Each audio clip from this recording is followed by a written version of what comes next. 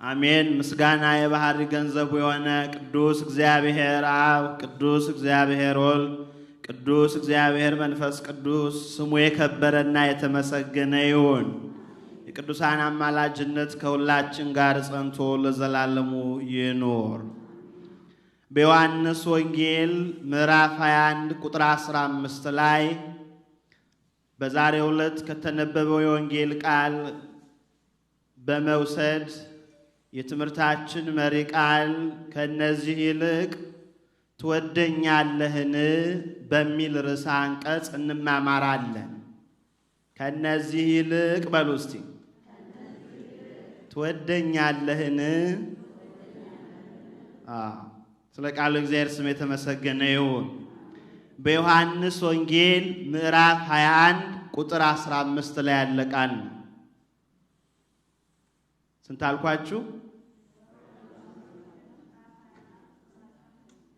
ጎበዞች፣ ደስ ይላል እንደዚህ። ስንት አልኳችሁ?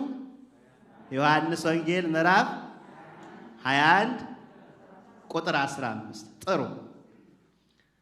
እንግዲህ ይህ ሳምንት ከትንሣኤን አንድ ብለን ቆጥረን ይሄኛው ሳምንት 6ኛ ሳምንት ነው። የዮሐንስ ወንጌል ምዕራፍ 21 ቁጥር 15 እስከ ፍጻሜ ያለው ምንባብ በዚህ ሳምንት ወይም በዛሬው ዕለት በመላው ዓለም ባለች በኢትዮጵያ ኦርቶዶክስ ተዋሕዶ ቤተክርስቲያን የሚተላለፈው የወንጌል ቃል ይህ ነው ማለት ነው። በትላንትናው ሳምንት በዮሐንስ ወንጌል ምዕራፍ 21 ከቁጥር 1 እስከ 15 ላይ ያለው ቃል ነው የተነገረው። ጌታችን መድኃኒታችን ኢየሱስ ክርስቶስ ለደቀ መዛሙርቱ ለሶስተኛ ጊዜ በጥብርያዶስ ባህር የመገለጡ ነገር የሚነገርበት ማለት ነው። ጌታችን ሙስና መቃብርን መበስበስን ድል አድርጎ ከተነሳ በኋላ ለቅዱሳን ሐዋርያት በተለያየ መልክ ተገልጧል። በ40ኛው ዕለት በአባቱ ሪና በአባቱ ቀኝ እስከሚቀመጥ ድረስ እስከሚያርቅ ቀን ድረስ 40 መዓልትና 40 ሌሊት ሲያስተምራቸው ብሉያትን ሲተረጉምላቸው የኤማውስ መንገደኞች ተብለው ለተጠሩት ሉቃስና ቀለዮጳን አግኝቶ እነዚህ ከቅዱሳን አርድእት ናቸው። ቁጥራቸው ቅዱሳን አርድእት የምንላቸው የሐዋርያት ረዳቶች ናቸው። ቁጥራቸውም 72 ነው። ሐዋርያት ደግሞ ቁጥራቸው ስንት ነው? 12 ነው። ከነዚያ መካከል በመጋቢት 27 ጌታችን መድኃኒታችን ኢየሱስ ክርስቶስ ተላልፎ እንዲሰቀል በሞቱ የገባበት ይሁዳ ሲቀር ለ11 ጌታችን በተለያየ ጊዜ ተገልጾላቸዋል። በዝግ ቤት እያሉ ክርስቶስ ተነስቷል እያሉ ሴቶች እንደመሰከሩ አስቀድሞ የተመለከቱ ሴቶች ጌታችን ተነስቷል እንደተናገረ ተነስቷል፣ ቅዱሳን መላእክትም ተናግረውናል፣ አይተናል፣ ነጫጭ የለበሱት መላእክት ተገልጠው አይተናል።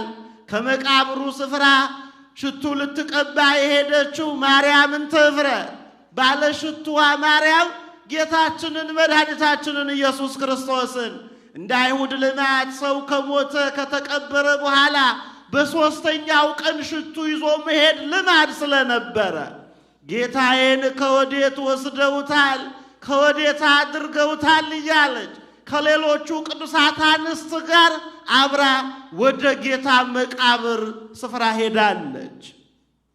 በዚያን ጊዜ ነጭ የለበሱ ቅዱሱ መልአክ ቅዱስ ሚካኤልና ቅዱስ ገብርኤል በቀኝና በግራ ሆነው ሕያውን ከሙታን መካከል ስለምን ትፈልጉታላችሁ? እንደተናገረ ተነስቷል ብለው ነገሯቸው። ለማን? ለ36 ቅዱሳት አንስት። ከነዚያ መካከል ለሆኑት ለሴቶች እነ ሰሎሜ፣ እነ ማርያም መግደላዊት፣ እነ ማርያም እንተ ዕፍረት ወደ ጌታ መቃብር ሄደው ለነበሩት ለነርሱ ቅዱሳን መላእክት ነገሩ። ኋላ ጌታችንም ተገልጦ ማርያም ረቡኒ ብላ ተናግረዋለች። ደግሞ ለቅዱሳት አንስት እንደተገለጠ ለቅዱሳን ሐዋርያት ደግሞ በዝግ ቤት ሳሉ ተገለጠላቸው።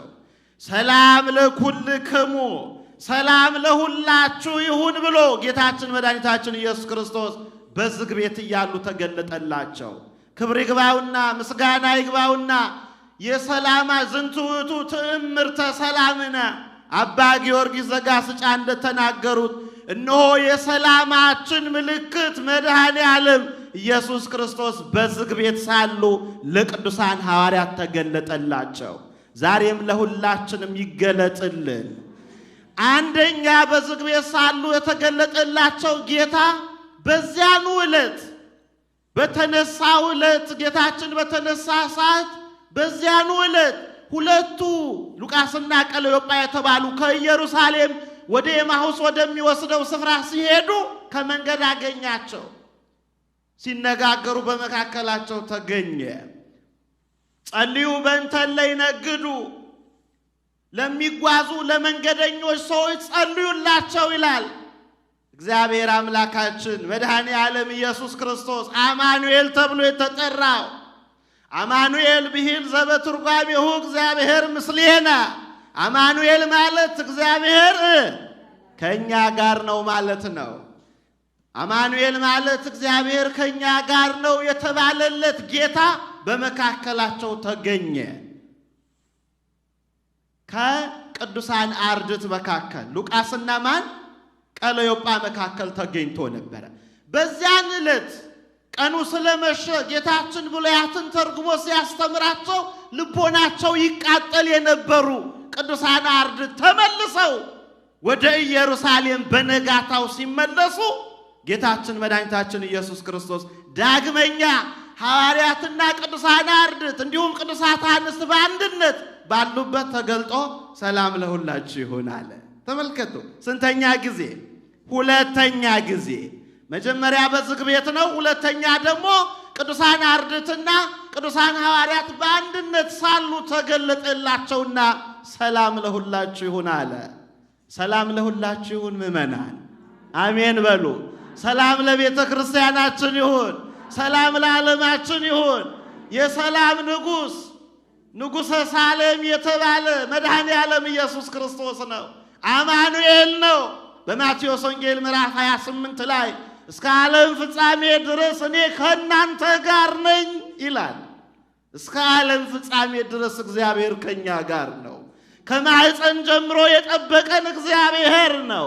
በጉልምስናችን በወጣትነታችን በትዳር ሕይወት እንኑር፣ በመንግሥት ሥራ እንኑር፣ በቅድስት ቤተ ክርስቲያን አገልግሎት እንኑር። ሳንጠራጠር በእግዚአብሔር እንመን። እርሱ ሁል ጊዜ ከኛ ጋር ነው። በደስታችን ጊዜ ብቻ አይደለም፣ በሐዘናችንም ጊዜ እግዚአብሔር ከኛ ጋር ነው። በብልጽግና ዘመናችን ብቻ አይደለም፣ በድህነታችንም የማይተወን ጌታ መድኃኔ ዓለም ኢየሱስ ክርስቶስ ከኛ ጋር ነው። በሉ ምእመናን፣ ከማን ጋር ነው? ከኛ ጋር ነው። ሐዋርያትን ደግሞ እንደገና ለሶስተኛ ጊዜ በጥብርያዶስ ባህር ተገለጠላቸው። በዮሐንስ ወንጌል ምዕራፍ 21 ላይ የተገለጸው ታሪክ ይህ ነው። በጥብርያዶስ ባህር ተገልጾላቸው ቅዱሳን ሐዋርያት በብዙ ሲደክሙ በትላንት ሳምንት እንደተማራችሁት ቅዱስ ቤተ ክርስቲያን እንዳስተማረችን የወንጌሉን ቃል እንዳነበብን ሁሉ ጌታችን በጥብርያዶስ ባህር ተገልጦ ቅዱሳን ሐዋርያትን ረዳቸው። ሌሊቱን ሙሉ ደከምን፣ አንዳች ግን አሳ ወደ መረባችን ሊገባ አልቻለም አሉ። ጌታችንም በስተቀኝ ወዳለው ከታንኳይቱ በስተቀኝ በኩል ወዳለው ወደ ባህሩ ዳርቻ መረባችሁን ጣሉ አላቸው። እንደ ቃልህ እንጥላለን፣ እንደ ቃልህ እናደርጋለን አሉ። ቅዱሳን ሐዋርያት ለክርስቶስ ኢየሱስ ታዘዙለት። ዛሬም ምእመናን መታዘዛችን ለቤተ ክርስቲያን ምድራዊ ምጽአት ብናቀርብ፣ አስራት በኩራቱን ብናቀርብ፣ ልጆቻችንን አስራት አድርገን ለቤተ መቅደሱ አገልጋዮች አድርገን ብንሰጥ እንደ ቃሉ ነው የሰጠነው። እንደ ቃልህ እናደርጋለን። የተወለዱት እንዲባረኩ፣ የያዝነው የጨበጥነው ሀብት ብዕላችን ሁሉ እንዲባረክ በቤታችን ያለው ማድጋው እንዲባረክ ትዳራችን እንዲባረክ አገልግሎታችን እንዲባረክ በጎ ስጦታዎችን ሁሉ እንሰጣለን። የከንፈር መስዋዕትን ለእግዚአብሔር እናቀርባለን፣ እልል እንላለን፣ እናጨበጭባለን። ማይጠንቱን ከቤተ መቅደሱ ከቅኔ ማህሌቱን በቅዳሴውም ስነ ስርዓት በቅድስተ ቅዱሳኑ በመቅደሱ ለእግዚአብሔር ቅዳሴውን እናቀርብለታለን። ስብሐት ወክብር ለስሉስ ቅዱስ ይደሉ በእውነት ለአብ ለወልድ ለመንፈስ ቅዱስ ምስጋና ይገባል እያልን እናመሰግነዋለን። እንድናመሰግን የረዳን እግዚአብሔር ስሙ የተመሰገነ ይሁን። አሜን በሉ። አዎን እግዚአብሔርን ሁል ጊዜ አመስግኑ ምእመናን፣ ሁል ጊዜ አመስግኑት። ሁል ጊዜ በጌታ ደስ ይበላችሁ፣ ደግሜ እላችኋለሁ ደስ ይበላችሁ ይላል። እግዚአብሔር አምላክን ልናመሰግነው እንደሚገባ ይናገራል። ነገር ግን ያመሰገነው በሕይወታችን መካከል ደግሞ ጉድለት ይኖራል። ቅዱሳን ሐዋርያት ሌሊቱን ሙሉ ደከምን፣ አንዳች ግን አሳ ልንይዝ አልቻልንም አሉ። ለምን ይመስላችኋል? እግዚአብሔር ምንድነው ያለ ጌታችን? ያለ እኔ አንዳች ልታደርጉ አትችሉም ብሏል። ያለ ማን? ያለ እርሱ። ያለ እርሱ አንዳች ማድረግ እንችላለን? አንችልም። አዎ ልቦናችንን እናሳስታለን እንጂ ያለ እርሱ ምንም ልናደርግ አንችልም። ያለ እርሱ ፈቃድ ልጆችን አላገኘንም። ያለ እርሱ ፈቃድ ከእናታችን ማኅፀን አልተወለድንም። ያለ እርሱ ፈቃድ እንዲሁ አልጎለመስንም፣ አላደግንም። ያለ እርሱ ፈቃድ አይደለም ዛሬ እዚህ በቤቱ የተገኘ ነው። ሁላችንም የመኖራችን ተስፋ ከልጅነት እስከ ኩተት ከኩተት እስከ ሽበት እስከ ሽምግልና እስከ መቃብር ጊዜ ድረስ የማይለየን እርሱ ነውና በኑሯችን ሁሉ ጌታ ሆይ ያላንተ ምንም አላደረኩም፣ እኔ ያላንተ ምንም ነኝ ልንል ያስፈልጋል። እውነት ነው ሐሰት ነው? ይትመካ ጠቢብ በጥበቡ ይትመካ ኃያል በኃይሉ ብላለች ሐና እመ ሳሙኤል።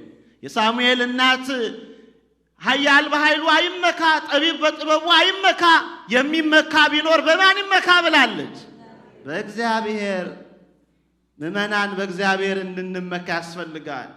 የቤተ ክርስቲያን አገልጋዮች በእውቀትም በሥጋዊም በመንፈሳዊ እውቀትም ከፍተኛ ደረጃ የደረስነው እግዚአብሔርን ታዛ አድርገን ነው። እግዚአብሔርን መከታ አድርገን መሆን ይገባዋል። በአንደኛ ቆሮንቶስ ምዕራፍ 1 ቁጥር 30 ላይ የሚመካ ቢኖር በማን ይመካ ይላል? በእግዚአብሔር ይመካ። ጉድለታችንንም እርሱ እንደሚሞላ በእርሱ በቅዱስ ድፍረት በሙሉ እምነት በእርሱ ካመንን ጎደላችንን ይሞላል። ያጣነውን ሰላም ይመልስልናል። ይመልስልናል አይመልስልንም? በእግዚአብሔር ካመንን ይቻለዋል። ለሰው የማይቻል ለማን ይቻለዋል? ለእግዚአብሔር ይቻለዋልና። ጌታችን ተገልጦ በቀኝ ከጣሉ በኋላ ምን ሆነ መሰላችሁ? 153 የሚያክሉ ትላልቅ አምባዛ ወይም ትላልቅ አሳዎች ወደ መረቡ ውስጥ ገቡ ይላል። ከዚያ በኋላ ሐዋርያቱ ቢጎትቱት ከባህሩ ወደ ታንኳው ላይ ወይም ወደ መርከባቸው ላይ ማስቀመጥ አልቻሉ እና ግራ ገባቸው። ሌሊቱን ሙሉ የደከሙት ያልተሳካላቸው ሐዋርያት በዚያ ቅጽበት አሳዎች 153 ብቻ ነው። ሌሊቱን ሙሉ እኮ አሳ በባህሩ ስላልነበረ አይደለም። እግዚአብሔር ካልፈቀደ ስጦታዎችን ሁሉ አይሰጠንም። እርሱ የፈቀደውን ብቻ ይስጠን። አሜን በሉ። የፈቀደውን የወደደውን ብቻ ያድርግልን እግዚአብሔር። እርሱ ያልወደደው እርሱ ያልፈቀደልን ነገር ይቅርብን። እርሱ የወደደው እሱ የፈቀደው ነገርን ግን እግዚአብሔር ባርኮ ከሰጠን መልካም ነው። ከእርሱ የሆነ መልካም እንደሆነ ከዚያ ሲስቡ ሐዋርያቱ ግራ ገባቸው። ጴጥሮስ እነሆ ይህ ምንድነው እያለ እንዴት ሊሆን ቻለ እያለ ተደነቀ፣ ተገረመ። ዮሐንስ የጌታ ወዳጅ ፍቁረ እግዚ የጌታ ወዳጅ የተባለ ዮሐንስ ቀርቦ ጌታ እኮ ነው አለው። የሰማችሁ ነው? ማን ነው አለው? ጌታ እኮ ነው ይህንን ያደረገው አለው። ትላላችሁ በደስታችሁ ቀን በርግጥ ይህንን ያደረገው ጌታ እኮ ነው እንላለን? አዎን ልንል ያስፈልጋል አይደል? ጌታ እኮ ነው ያደረገው። በእኔ ድካም ብቻ አይደለም፣ ጌታ እኮ ነው ይህንን ያደረገው አለ ዮሐንስ። ከዚያ አሁን ዛሬ የተነገረው ታሪክ ወይም የተተረከው የወንጌል ቃል በዮሐንስ ወንጌል ምዕራፍ 21 ቁጥር 15 በኋላ ያለውን ልንገራችሁ። አሁን ከአሳው አውጥተው እንጀራ አሳ ጠብሰው እንጀራውንም አቀረቡለት። ጌታችን መድኃኒታችን ኢየሱስ ክርስቶስ ባረከ፣ ከነርሱ ጋርም በላ። ከዚያ በኋላ ጴጥሮስን እንዲህ አለው ነው የሚለው፣ የዮና ልጅ ስምዖን ሆይ። አሁን ነው ተመልከቱ። ከበላን ከጠገብን በኋላ ደግሞ ጌታ ይጠይቀናል። አያችሁ፣ በሉ ጠገቡ፣ ደስተኞች ናቸው። ትላንት አይሁድ የሚያባርሯቸው፣ ለአይሁድ የሚሰጉ የሚፈሩ የሚርዱ በራቸውን ዘግተው ስለ ትንሣኤው እንኳን በአደባባይ መመስከር ያልቻሉ በጥብርያዶስ ባህር ተገልጦ ያነጋገራቸው ረሃባቸውንም ጉድለታቸውንም የመላላቸው አምላክ ይህንን ካደረገላቸው በኋላ አንድ ጥያቄ ነው የጠየቃቸው። በአንጻረ ሐዋርያት ጴጥሮስን ጠየቀው፣ የዮና ልጅ ስምዖን ጴጥሮስ ሆይ ከነዚህ ይልቅ ትወደኛለህን አለው። ክብር ይግባውና አምላካችን ትወደኛለህን ሲለው ከጥያቄው ጀርባ ያለውን ነገር ነው ማጠንጠን የጀመረው ጴጥሮስ። አሁን ጌታ ሆይ እንድወድህ አንተ ታውቃለህ አለው። ሁለተኛም የዮና ልጅ ስምዖን ጴጥሮስ ሆይ ትወደኛለህን አለው። ሁለተኛም ሲጠይቀው አዎን ጌታ ሆይ እንድወድህ አንተ ታውቃለህ አለው። ሶስተኛ ጊዜ ሲጠይቀው ጴጥሮስ አዘነ። በልቡ ነው የሚለው፣ በልቡ አዘነ። መጽሐፍ ግን ገልጦታል፣ ዮሐንስ ገልጦታል። በልቡ አዘነ። ለምን ሶስተኛ ጊዜ ጠየቀው ቢባል ነገር በስንት ይጸናልና?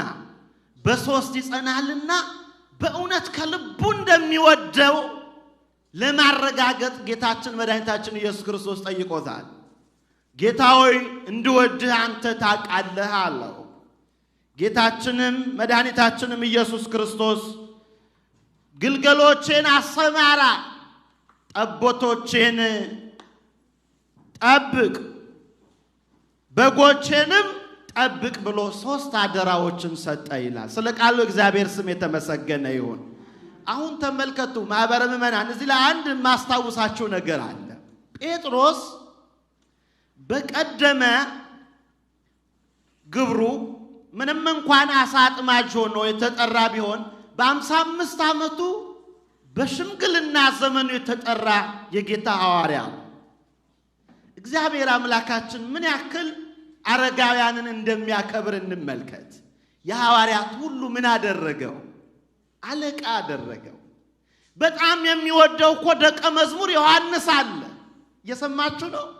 የሚወደው ደቀ መዝሙርን ግን የሐዋርያት ሁሉ አለቃ አላደረገው። እየሰማችሁ ነው? ጴጥሮስን የሐዋርያት ሁሉ አለቃ አደረገው። እግዚአብሔር የማያዳላ አምላክ ስለሆነ ለእያንዳንዱ ተልኮ ለእያንዳንዱ ስልጣን የሰጠ በማቴዎስ ወንጌል ምዕራፍ 18 ቁጥር 18 ላይ በምድር የምታስሩት በሰማይ የታሰረ ይሆናል፣ በምድር የምትፈቱት በሰማይ የተፈታ ይሆናል የሚል ስልጣን የሰጣቸው ለቅዱሳን ሐዋርያት የሰጣቸው ጌታችን መድኃኒታችን ኢየሱስ ክርስቶስ ይህንን ትልቅ ስልጣን ሰጠው። ወንድሙ እኮ እንድርያስ ከእርሱ ጋር ነበረ። እንድርያስ የተባለው የእናት አባቱ ልጅ ነው። ከአንድ ቤት ውስጥ ሁለት ደቀ መዛሙርት ናቸው የተጠሩት። ዮሐንስ ጋርም አብሮ የመጣ ያዕቆብ የተባለ ደቀ መዝሙር አለ። አሁን እነዚህ ደቀ መዛሙርቶች ሁሉ እያሉ ጌታችን መድኃኒታችን ኢየሱስ ክርስቶስ በፊልጶስ ቂሳሪያ በማቴዎስ ወንጌል ምዕራፍ 16 ላይ እንደተገለጸው እንዲህ አለ። አንድ ጥያቄ ጠይቋቸዋል። ሰዎች የሰው ልጅ ማን እንደሆነ ይሉታል ብሎ አይደል? ሰዎች የሰው ልጅ ማን ይሉታል አለ ሲል ሌሎቹ ብዙ መልስ ሰጥተዋል። የሌሎቹን ሐሳብ ገለጸ። ከማዕፀን የተመረጠው ኤርምያስ ነው ይሏል። ባህር ከፍሎ ያሻገረው ሙሴ ነው ይሏል። በእሳት ላይ ተጭኖ የሄደው ኤልያስ ነው ይሏል።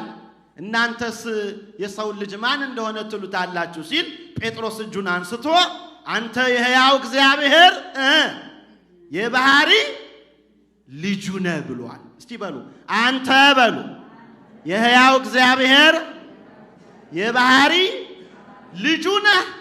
ይሄ ነው ተዋህዶ የሚባለው ሃይማኖት። የተዋህዶ ሃይማኖት ቃል ወይም የሃይማኖታችን መሰረት እዚህ ላይ የተመሰረተ ነው። አንተ የተናገርከው ቃል አለት ነው፣ መሰረት ነው።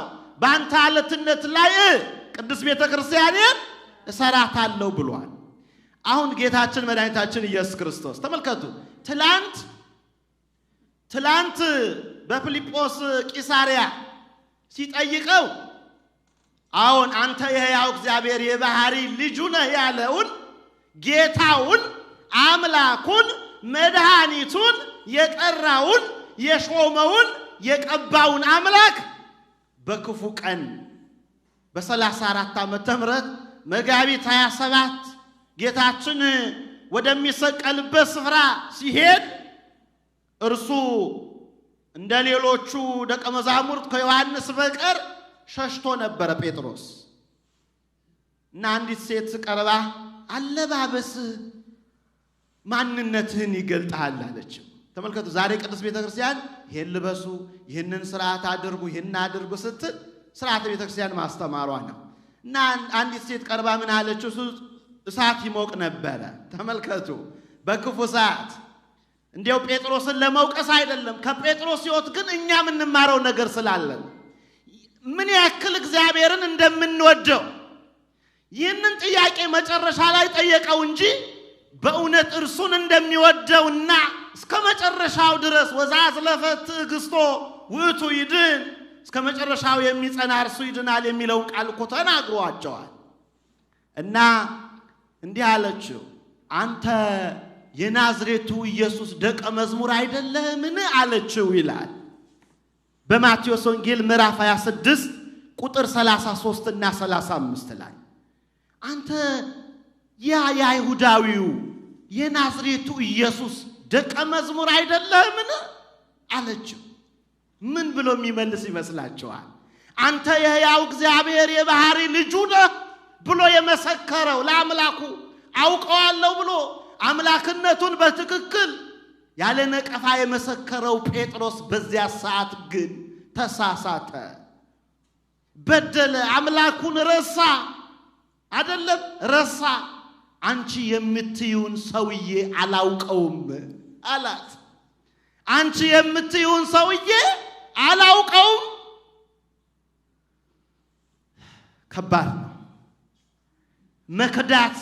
መክዳት ከባድ ነው አይደለም? አዎ እግዚአብሔር ከክህደት ሁላችንም ይሰውራል። አዎ በትዳራችን ውስጥ መከዳዳት እንዳይኖር፣ በአንድነታችን ውስጥ መለያየት እንዳይኖር። ታውቀዋለህን? ታውቀዋለህ አንተ እንደውም አለባበስህ እርሱን ይመስላል አለችው። በጭራሽ አንቺ የምትዩን ሰውዬ አላውቀውም አላት። ከኋላ ጌታችን ኢየሱስ ክርስቶስ ተሰቅሎ ዶሮ ሳይጮህ 3 ጊዜ ትክደኛለህ ብሎታል። በሐሙስ ዕለት በምስቴተ ሐሙስ ዝቅ ብሎ የሐዋርያትን እግር እንዳላጠበ ያን ቃል የተናገረው ቃል ትዝ አለው። ዶሮ ጮኸ 3 ጊዜ። ጴጥሮስ ይህንን ቃል ወይም በንስሐ ከመመለሱ በፊት 3 ጊዜ ዶሮ ሲጮህ ወይም እርሱም ደግሞ ዶሮ ሳይጮህ አለ። ዶሮ ሳይጮህ 2 ጊዜ ካደው። ዶሮ ሳይጮህ ማለት ነው። ዶሮ ሳይጮህ 2 ጊዜ ካደው። አላውቀውም የምትዩን ሰው አላውቀውም እያለ 2 ጊዜ መላልሶ ተማማለ ባንደበቱ አንደበት እሳት ነው አይደል ሁሉ ነገር የሚወጣው ካንደበት ነው ሲም እግዚኦ አቃቤ ለአፉየ አቤቱ ጌታ ሆይ ለአንደበቴ ወይም ለከንፈሮቼ አቃቢ ወይም ጠባቂ መልአክን እዘዝልኝ ይላል ጌታ እግዚአብሔርን እንዳንከዳው ቤተክርስቲያንን እንዳንከዳ ባልንጀሮቻችንን እንዳንከዳቸው እግዚአብሔር አምላካችን ለአንደበቶቻችን ጠባቂ መልአክን ይዘዝልን አሜን በሉ የትዳር አጋራችንን እንዳንከዳ ሚስቶቻችንን እንዳንከዳቸው ባሎቻችንን እንዳንከዳቸው በአንደበታችን እንዳንሳሳት እግዚአብሔር አምላካችን ለእያንዳንዳችን ጠባቂ መልአክን ይዘዝልን ያን የተናገረ ጌታችን መድኃኒታችን ኢየሱስ ክርስቶስ ስለ ጌታችን ስለ ኢየሱስ ክርስቶስ እንዳልመሰከረ ኋላ ምትዩን ሰው ያላቀውም አለ መጨረሻ ላይ ታዲያ ዛሬ ተገልጦ የጠየቀው ያለ ምክንያት አይደለም ለዚህ ነው ማንነታችንን ያቃል የትላንት ታሪካችንን ያቃል ከልጅነት እስከ ዕውቀት ከዕውቀት እስከ ሽበት ምን እየሰራን እንደቆየን እግዚአብሔር ያቃል ያቃል ሰውን ልናሳስት ከሰው ልንሸሽግ እንችላለን ከእግዚአብሔር ግን መሸሸግ እንችላለን አንችልም ጴጥሮስን አሁን ዛሬ ጠየቀው ዛሬ የጥያቄ ቀን ሆነለት ከነዚህ ይልቅ ነው ያለው አሁን ከባድ ጥያቄ ነው ጠየቀው ትወደኛለህ ቀላል ጥያቄ ነው እኔን ትወደኛለህ ወይ ነው እነሱ እኔን ከሚወዱት መውደድ ይልቅ አንተ እኔን ትወዳለህ ወይ አንድ ጥያቄ ነው ሁለተኛው ደግሞ በመጽሐፍ አንድ የተነገረ ቃል አለ በማቴዎስ ወንጌል ምዕራፍ 22 ቁጥር 37 እስከ 39 ላይ ፍቅረ እግዚአብሔርና ፍቅረ ቢጽ የሚል አለ ይሄም ማለት እግዚአብሔርን መውደድ እና ባልንጀራን መውደድ ሁለቱ የተለያዩ ነገሮች ናቸው ምን ይላል እግዚአብሔርን ከባልንጀራ ይልቅ አብልጠህ ውደደው የሚል ቃል አለ የሰማችሁ ነው እግዚአብሔርን ከማን አብልጠህ ከባልንጀራ ይልቅ ተመልከቱ እግዚአብሔርን የምንወደው መውደድና ባልንጀሮቻችንን የምንወደው መውደድ እኩል አይደለም ለዚህ ነው ከነዚህ ይልቅ ትወደኛለህ ያለ ባልንጀራህን እንደራስህ ውደድ አንተን እንደምትወድ አሁን እያንዳንዳችን ራሳችን አንወድም አትወዱም ራሳችሁ ትወዳላችሁ አይደል ራሱን ማይወድ የለም ውሸቱን ነው ማንም እኔ ራሴን ማልወድም ሚል ይኖራል ማንም ራሱን እንደሚወድ ማንም አይወድም እቺ ላይ ማለፍ አይቻልም ራሳችንን ደሞ በመንወደው ሚዛን ልክ ባልንጀሮቻችንን እንድንወድ ተጠይቀናል ቀላል ጥያቄ ነው ከብዳ ራሳችንን እንደምንወድ እኩል አድርገን ማለት ለራሳችን እንደምናስብ ያክል ለባልንጀሮቻችን ማሰብ ከባድ ነው አይደል እየኖር ነው ስላይደለ ከባድ ነው ከዚህ አፈንግጠን ስላለን ከባድ ነው ራስህን እንደምትወድ ያክል ሚስትህን ውደድ ማለት ነው ሚስት ደግሞ ራስሽን እንደምትወጂ ያክል ባልሽን ውደጂ ማለት ነው ልጆች ጋርም እንደዚያ ነው ራስህን እንደምትወድ ሁሉ ለራስህ እንደምታስብ ሁሉ ለልጅህም አስብለት ለልጅሽም አስቢላት ወይም አስቢ ማለቱ ነው አይደለም እንደራስህ ውደድ ያለው ይሄንን ቃል ጌታም ይሄንን ነው የተናገረው እግዚአብሔርን ግን ከባልንጀሮቻችሁ አብልጣችሁ ውደዱ ነው የተነገረልን ቃል እግዚአብሔርን ከባልንጀሮቻችን ይልቅ አብልጠን እንድንወድ የተነገረ ቃል በመኖሩ ጌታችን መድኃኒታችን ኢየሱስ ክርስቶስ ይሄንን ቃል ተናገረው ምንድነው መልሱ ትወዱኛላችሁ ትወደኛለህን በደጅ ቆሜ አንኳኳለሁ የሚከፍትልኝ ሰው ቢኖር ከርሱ ጋር እራት በላለው ነው አለው በራእይ ዮሐንስ ላይ ጌታችን ዛሬ በእያንዳንዳችን ደጅ ቆሞ ዛሬ በቤተ ክርስቲያን ደጅ ቆሞ የሚጠይቀን እግዚአብሔር እንደሆነ አስቡት ትወዱኛላችሁ ወይ ምእመናን እያለ ንጉሳችን እየጠየቀን ነው ትወዱኛላችሁ ወይ ከባልንጀሮቻችሁ አብልጣችሁ እኔን ትወዳላችሁ ማለቱ ነው ከትዳራችሁ ይልቅ ከስራችሁ ይልቅ እኔን አብልጣችሁ ትወዳላችሁ ወይ ነው። እግዚአብሔር ይባርካችሁና ማህበረ ምእመናን በእናንተ መካከል ከስራ ሰዓታችሁ ቆርጣችሁ ለቤተ ክርስቲያን አገልግሎት የምትሰጡ ሰዓታችሁን ልጆቻችሁን ቤታችሁን ከሚያገለግሉት ይበልጥ ቤተ ክርስቲያንን እንዲያገለግሉ የሰጣችሁ ሰዎች የተባረካችሁ ናችሁ። እግዚአብሔር ዳግመኛ ይባርካችሁ። አሜን በሉ። አዎን ከቤታችሁ ጉድለት ይልቅ ለቤተ ክርስቲያን ጉድለት የምትጨነቁ እግዚአብሔርን አብልጣችሁ ወዳችኋልና ደስ ይበላችሁ። በእውነት እግዚአብሔር አብዝቶ ይባርካችሁ። በጉድለታችሁ እግዚአብሔር ሙላት ይሁንላችሁ። ኢዮብን እግዚአብሔር እንደባረከ ሁላችንንም ይባርከን በቸርነቱ። ኢዮብን በብልጽግናው ጊዜ ብቻ አይደለም፣ ሀብት ንብረት ባለው ጊዜ ብቻ አይደለም፣ በድህነትና በጉስቁልና በሕማመ ሥጋ ያለ እግዚአብሔር እንዳልተለየው ሁሉ እግዚአብሔር ከሁላችን ጋር ይሁን። እኛ ግን ምስክርነት ቃላችን አቤቱ ጌታ ሆይ እንድወድህ አንተ ታውቃለህ ማለት ይኖርብናል። አሁን ወድሃለሁ ብለን በድፍረት ከመናገር ጌታ ሆይ ጴጥሮስ በትህትና ነው የመለሰው። ያቃላ የትላንት ታሪኩን የሚያውቅለትን ጌታ በራሱ ድካምም አይቶታል ጴጥሮስ። ጌታ ሆይ እንድወድህ አንተ ታውቃለህ አለ። አንተ ታውቃለህ በሉት አምላካችሁን። አንተ ታውቃለህ በሉት። በጉድለታችሁ ሁሉ አንተ ታውቃለህ በሉት። እስቲ አንተ ታውቃለህ በሉት። ጌታ ሆይ በሉ። አንተ ታውቃለህ። አዎን እንዲህ ነው ማለት ያለባችሁ። ልጆቻችሁንም እንዲያስተምሩ እግዚአብሔር ያውቃል በሏቸው።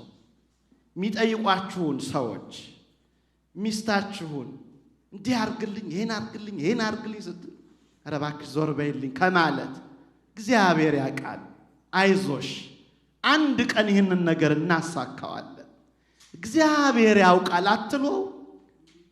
እሷም እንደዚሁ ለባሏ እግዚአብሔር ያውቃል እናደርገዋለን፣ እርሱ የፈቀደው ይሁን ማለት ያስፈልጋል። ጴጥሮስ አንተ ታውቃለህ እንዳለ እኛም አንተ ታውቃለህ እንል እንደሚገባ ነው። መጨረሻ ላይ የተሰጡ 3 አደራዎች አሉ። ተመልከቱ። እግዚአብሔር ለቃሉ ታማኝ ስንሆን ወዶ ፈቅዶ የኛን ፍላጎት ጠይቆ ኃላፊነት ይሰጠናል። ቤተ ክርስቲያን ለእያንዳንዳችን ኃላፊነት ሰጥታለች። እያንዳንዱ ከቤቱ ጀምሮ ኃላፊነት አለው። ትዳር ቀላል አይደለም። በትዳር ህይወት ውስጥ ብዙዎቻችን በትዳር ህይወት ውስጥ ስለምንኖር ነው እኔ የትዳርን ጉዳይ መላልሼ ማነሳው። በትዳር ህይወት ውስጥ ልጆችን የመጠበቅ ድርሻ አለ። አባወራው ማወራይቱ ያላት ኃላፊነትና ድርሻ አለ። ይህን ተግባራዊ ካላደረግን ትዳራችንን የሚያናጋ ብዙ ፈተና ይመጣል። ወዳጅነታችንንም ለባሎቻችን ሚስቶች ባሎችን ለሚስቶች መግለጥ አለብን።